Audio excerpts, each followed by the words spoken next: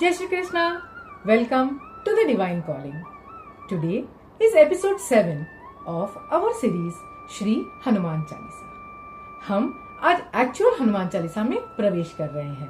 अब तक हम मंगलाचरण के दोहे को समझ रहे थे। आज हम 40 चौपाइयों की फर्स्ट चौपाई को समझने का प्रयास करेंगे। पहली चौपाई है जय हनुमान ज्ञान गुण सागर, जय कपीस तिहु लोक उजागर। एक एक शब्द समझते हैं। जय हनुमान, हे हनुमान जी महाराज, हे बजरंगबली, आपकी जय हो, आपकी जय जयकार हो। अब ये हनुमान शब्द को समझते हैं। एकदम सिंपल एक्सप्लेनेशन समझें तो जिसने अपने मान का हनन कर दिया हो, जिसने अपने गुरूर का, अपने प्राइड का, अपने गर्व का हनन कर दिया हो, उसे कहते हैं हनुमान। अदर मीनिंग, जैसे हम कहते हैं जिसके पास बुद्धि हो उसे हम क्या कहते हैं? बुद्धिमान। तो जिसके पास हनु हो वो हनुमान। हनु क्या होता है? हनु मतलब ठुड्डी, हमारी दाढ़, उसे हनु कहते हैं। तो जिसके पास हनु हो वो हनुमान। लेकिन ऐसे तो ठुड्डी तो हमारे सबके पास है, जाड़ तो हम सबके पास है, तो हनुमान जी को ही हनुमान क्यों कहते हैं? क्योंकि हनुमान की इस ठुड्डी में कुछ विशेषता है। जब हनुमान जी छोटे से बालक थे तब उगते हुए सूर्य को एक फल समझकर, एक मीठा सुंदर सा फल समझकर वो उसे खाने के लिए लपके छलांग लगाई उन्होंने। तब इंद्र घबरा गए और इंद्र ने अपने वज्र से उन पर प्रहार किया और वो वज्र बाल हनुमान के ठुड्डी पर जाकर लगा।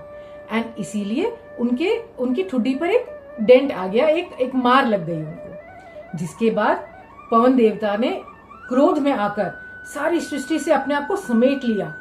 सारी सृष्टि में हाहाकार मच गया, क्योंकि जब हवा ना चले तो आप ऑक्सीजन नहीं ले पाएंगे, आप ब्रीथ नहीं कर पाएंगे, कुछ चीज मतलब ना ट्रीज ना प्लांट्स कुछ नहीं ग्रो कर पाएगा, ना हम ब्रीथ कर पाएंगे, ना एनिमल जिंदा रह पाएंगे, ना कुछ हो पाएगा।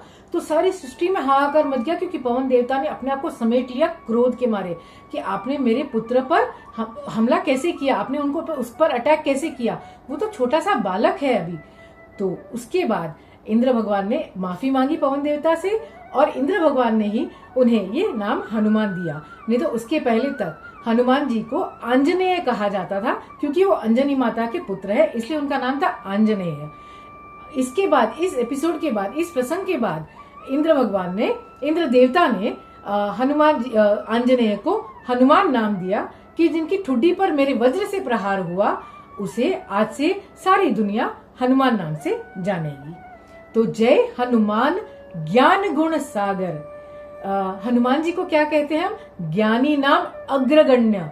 मतलब ज्ञानियों में, जब अगर ज्ञानियों का नाम लिखा जाए तो उनमें अग्रगण्य सबसे पहला नाम हनुमान जी का आएगा, इतने वो ज्ञानवान हैं।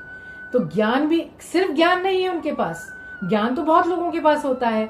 आज जो इलीगल काम करते हैं, जो अनएथिकल काम करते हैं, जो स्मगलिंग का और ये सब अवैध काम करते हैं, उनके पास क्या बुद्धि नहीं है? वो सब करने के लिए भी बहुत बुद्धि लगानी पड़ती है, बहुत ज्ञान लगाना पड़ता है, बहुत नॉलेज होना पड़ता है चीजों का।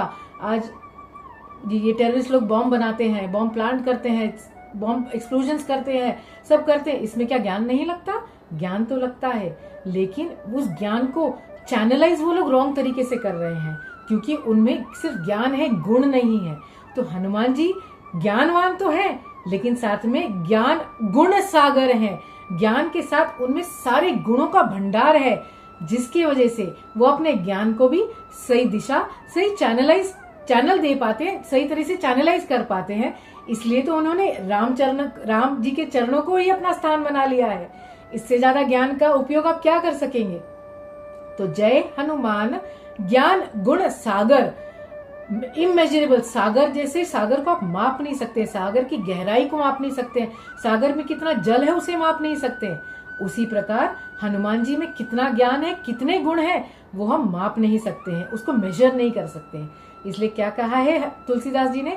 जय हनुमान ज्ञान गुण सागर, जय कपीस तिहु लोक उजागर। जय कपीस, कपीस यानी कपियों का ईश। जो कपि होते हैं, वानर होते हैं, उनका ईश, the leader of all vanars, the leaders of all kapis is called कपीश।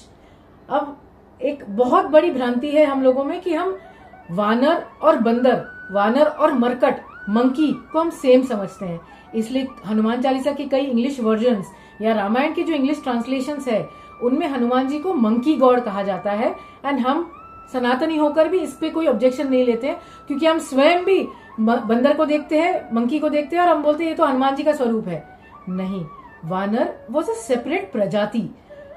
आज की तारीख में अगर मैं एग्जाम्पल दूं तो नागालैंड में रहने वाले लोगों को नागाज कहते हैं।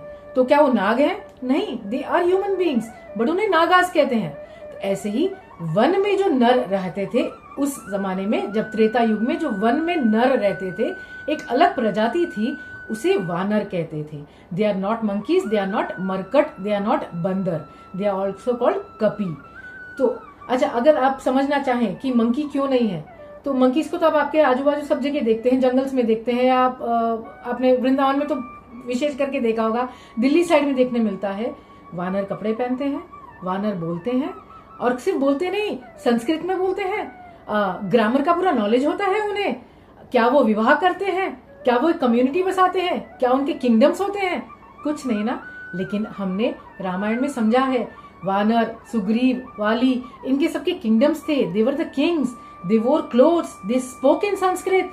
हनुमान जी तो आगे जैसे हम हनुमान जी के और गुण को समझेंगे, हनुमान जी को बोलने का इतना इतना गूढ़ नॉलेज था उनके पास, ग्रामर के, व्याकरण के, तो वो किंग रहा थे। एंड संस्कृत के तो एकदम स्पेशलाइज थे, संस्कृत भाषा में बात करते थे वो।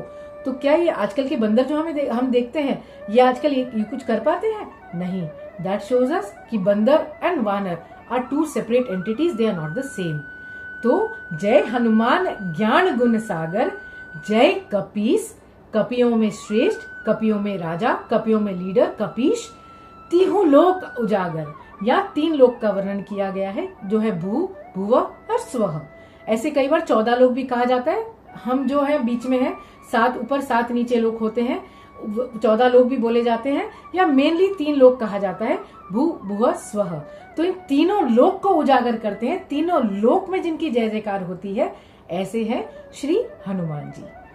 मिलते हैं अगले एपिसोड में, and until then do remember the divine is always calling.